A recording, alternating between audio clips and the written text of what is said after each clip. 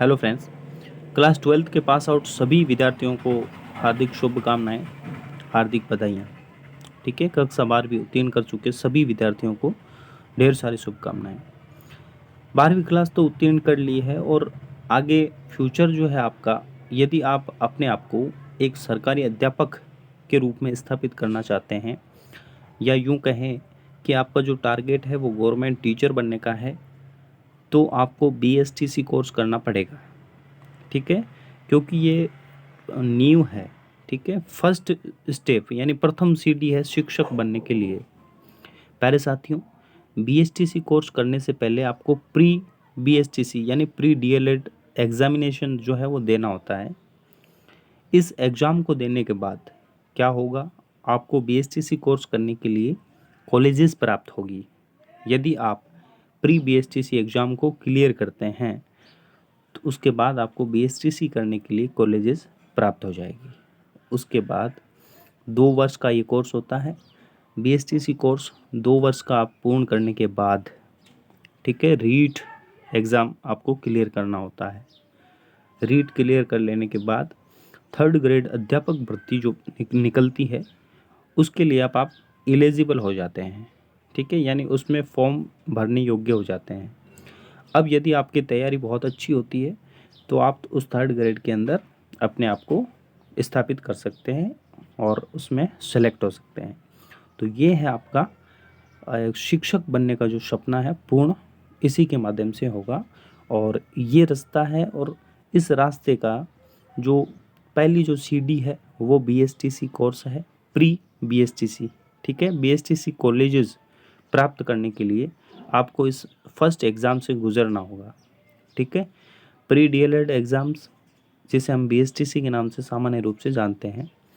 तो प्यारे साथियों, इस वीडियो में हम इसी चीज़ पे चर्चा करेंगे कि प्री BSTC है, इसमें हमें कौन कौन सी चीज़ें पढ़नी होती है, और ये कितने घंटे का एग्ज़ाम होता है, कितने अंक हम लाएं ताकि सेफ स्कोर है हमें कॉलेजेस प्राप्त हो सके। तो वीडियो में अंत तक बने रहिएगा। प्यारे साथियों, अभी तक BSTC 2023 के लिए कोई सूचना अभी जारी नहीं हुई है। प्यारे साथियों, ये जो कोर्स है वो हर साल एज इट इज़ ही रहता है। इसका जो पाठ्यक्रम है एज इट इज़ ही रहता है। तो 2022 वाले को ही अपन आधार मानकर चलते हैं। इसमें देखिए, सबसे पहले हम पाठ्यक्रम की बात कर लेते हैं कि हमें कौन कौन सी चीज़ें पढ़नी है। इसमें जो सारा का सारा सिलेबस है वो 4 पोर्शन में यहाँ पे डिवाइड कर रखा है। कितने पोर्शन में? 4 पोर्शन में यहाँ पे डिवाइड कर रखा है। 4 पोर्शन कौन कौन से हैं? जिसमें सबसे पहला आपके पास रहेगा मेंटल एबिलिटी। ठीक है, मेंटल एबिलिटी, इसके 50 प्रश्न आपको देखने को मिलेंगे। ठीक है, जिसमें अलग अलग टॉपिक जैसे रीजनिंग है ना, एनालॉजी, ठीक है, ये सारी चीज़ें आपको देखने को मिलेंगे, रिलेशनशिप वगैरह, ये तार्किक चिंतन वगैरह, जिसमें आपका माइंड यूज हो सके। ठीक है, जिससे आप सोचने पर मजबूर हों और सोच समझकर इसके आंसर देते हैं। मानसिक योग्यता वाले 50 प्रश्न यहाँ पे आएंगे। ठीक है, उसके बाद और ऑप्शन आपका सेक्शन बी या बै बोल सकते हैं कि जनरल अवेयरनेस ऑफ राजस्थान। ठीक है, राजस्थान की आपको सामान्य जानकारी होनी चाहिए। सीधे शब्दों में कहें तो राजस्थान जीके, राजस्थान जीके का पोर्शन आपके सामने रहेगा। कहने को तो सिर्फ राजस्थान जीके है जिसके 50 प्रश्न पूछे जाएंगे, लेकिन इसमें देखिएगा हिस्टोरिकल एस्पेक्ट यानी ऐतिहासिक, राजनीतिक, पॉलिटिकल बोलते हैं, आर्ट कल्चर, लिटरेचर, ठीक है, ये सारी चीज़ें आपको पढ़ने होते हैं। कला संस्कृति साहित्य, आर्थिक पक्ष, भौगोलिक पक्ष, ठीक है, लोक जीवन, सामाजिक पक्ष भी, और पर्यटन पक्ष, ये सारे पक्ष इसके पढ़ने होते हैं। ठीक है, ये है अपना जीके का पोर्शन। अपना थर्ड जो पोर्शन है वो रहेगा जिसमें शिक्षण अभिक्षमता ये पूछी जाएगी। ये 50 प्रश्न इसमें पूछे जाएंगे। ठीक है, प्रत्येक जो प्रश्न है वो 3 अंक का है, तो इसलिए 150 अंक यहाँ पे लिखे हुए आ रहे हैं सभी में। ठीक है, इसके भी 150 अंक, ठीक है, अधिकतम अंक होते हैं। अभी टोटल अंकों की भी अपन बात करेंगे। तो अपन अपना सी पोर्शन है जिसमें शिक्षण अभिक्षमता, टीचिंग एप्टीट्यूड, ठीक है। इसके भी 50 प्रश्न यहाँ पे देखने को मिलेंगे, जिसमें हम शिक्षण, अधिगम और नेतृत्व गुण, सृजनात्मकता, सतत और व्यापक मूल्यांकन, संप्रेषण कौशल, व्यावसायिक अभिवृद्धि और सामाजिक संवेदनशीलता। ठीक है, ये सबसे सरल आपके टॉपिक रहेगा, जिसमें आप बहुत अधिक अंक प्राप्त कर सकते हैं। ठीक है, आपके स्कोरिंग जो टॉपिक है वो यही रहेगा, 150 अंकों का है। इसमें लगभग आप 135-40 तक आप आराम से खींच देंगे। ठीक है, तो इसमें किस प्रकार के प्रश्न पूछे जाते हैं, इसमें आपको ये प्रश्न देंगे कि आपको एक टीचर के रूप में बच्चों के साथ किस प्रकार से आपको व्यवहार करना है।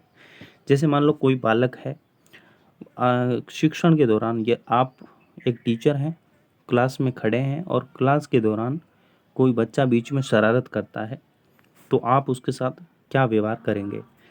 उसे पनिश करेंगे यानी सज़ा देंगे, थप्पड़ लगाएंगे, ठीक है, या फिर उसके घर पे कॉल करेंगे, या फिर उसको समझाएंगे, ठीक है, या फिर उसको क्लास से बाहर निकाल देंगे। तो इस प्रकार के जो बेस्ट आंसर्स होते हैं उनको आपको सिलेक्ट करना होता है।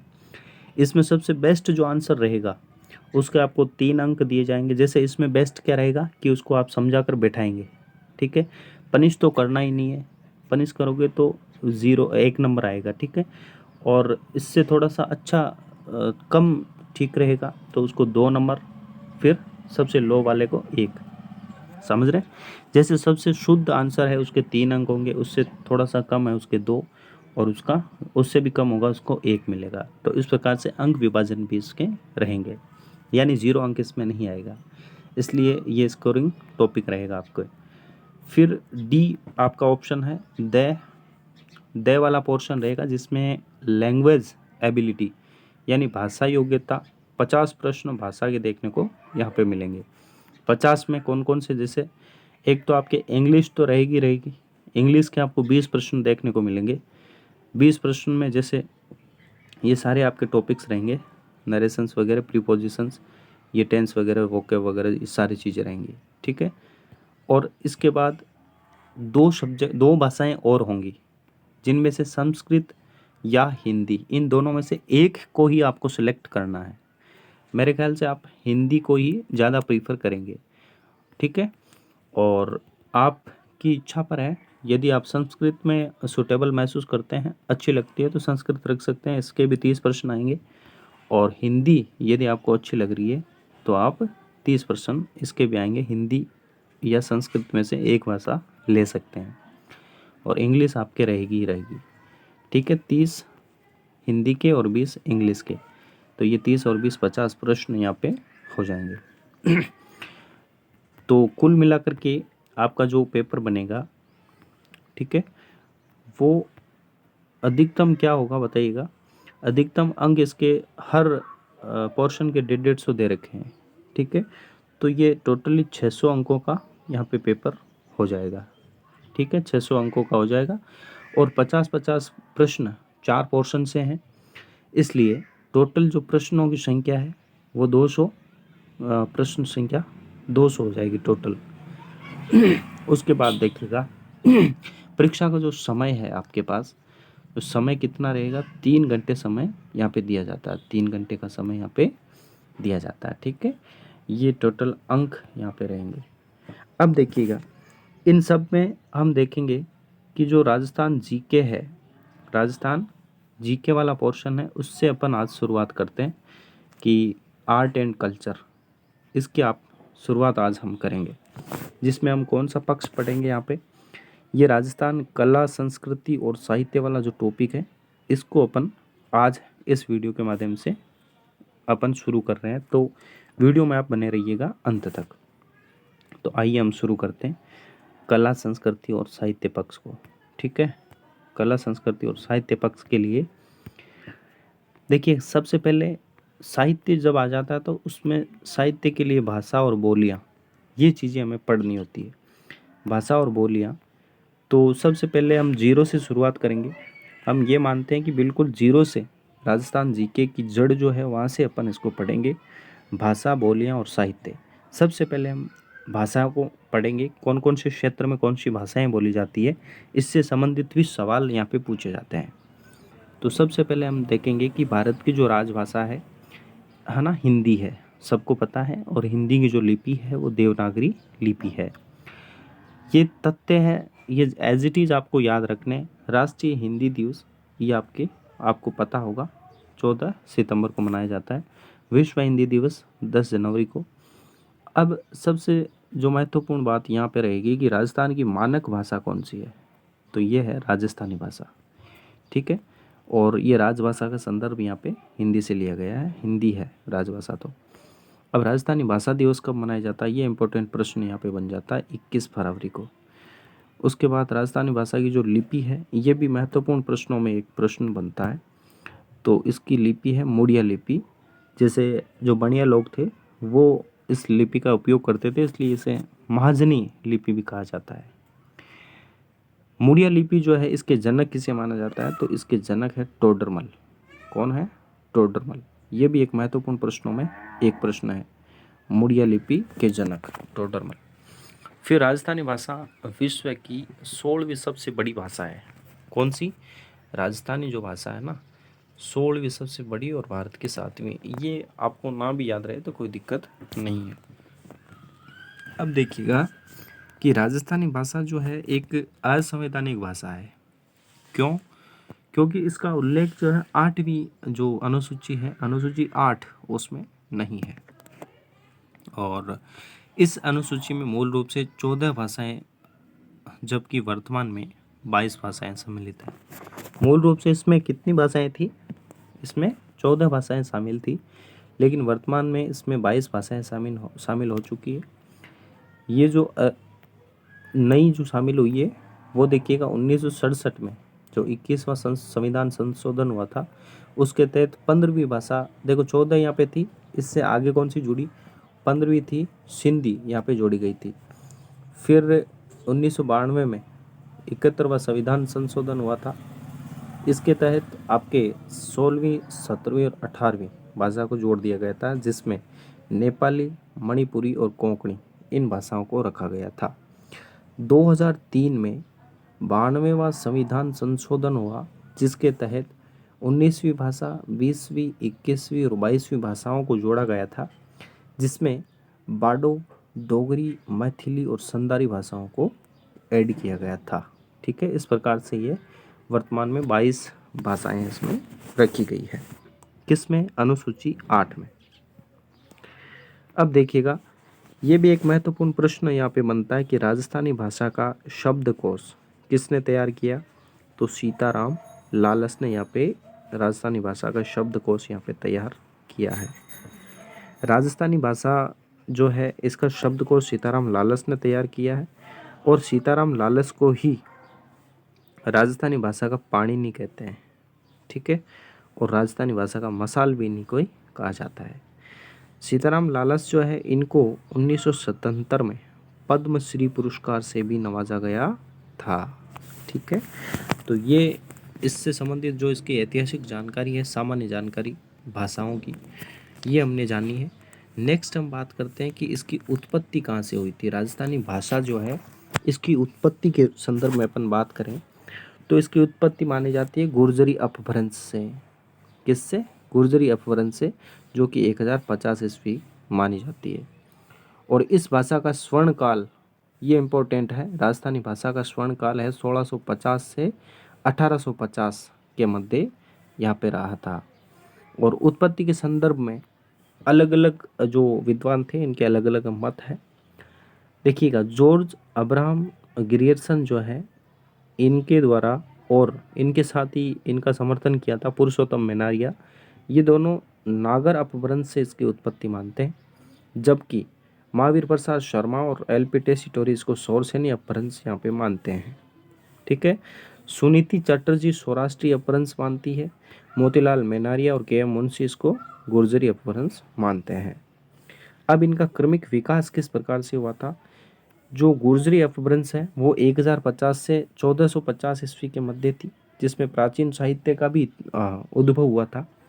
और प्राचीन राजस्थानी भाषा जो है, इसका हुआ था 1450 से 1650। ठीक है। ये पूर्व मध्यकाल था जिसमें भक्ति काल की भी शुरुआत हुई थी। मध्यकालीन जो है ये RS प्री में भी पूछा गया सवाल था कि मध्यकालीन भाषा का जो टाइम पीरियड क्या था, 1650 से 1850 के मध्य यहाँ पे था।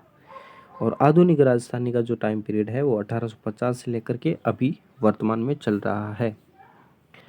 अब राजस्थानी भाषा का नामकरण, ये भी महत्वपूर्ण प्रश्न यहाँ पे देखने को मिलता है कि मरु भाषा जो शब्द है वो उदोतन सूरी, ठीक है, उदोतन सूरी एक ये वत्सराज के दरबारी विद्वान थे।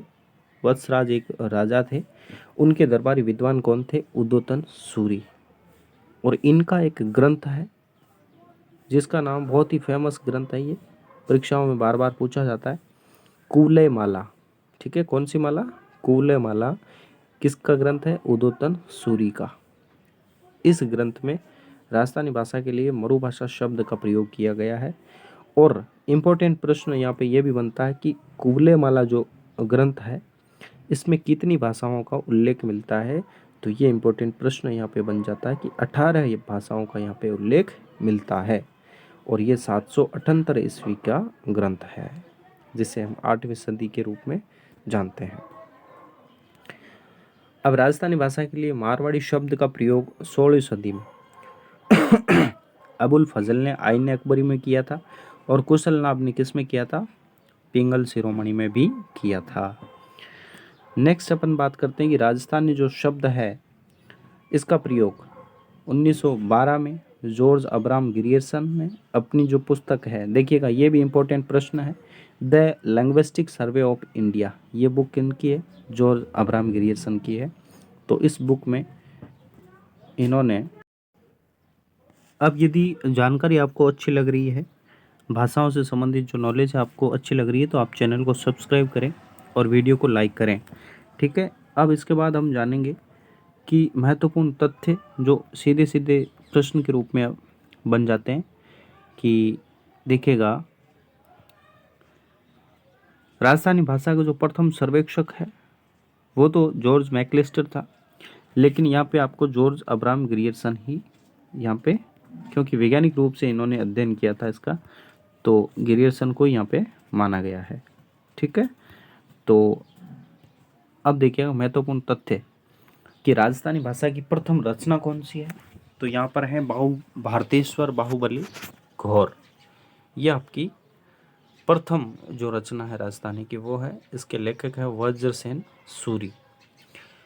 अब देखिएगा संवंत उल्लेख, यानी वह रचना जिसमें संवंत उल्लेख मिलता है, संवंत का उल्लेख मिलता है, तो संवंत उल्लेख राजस्थानी भाषा की प्रथम रचना कौन सी है? तो भारतेश्वर बाहुबली रास। ठीक है, संवंत है और रास है, रास है संवत। ठीक है, से यहाँ पे मिल जाता है, जबकि यहाँ पे घोर यहाँ पे दे रखा है।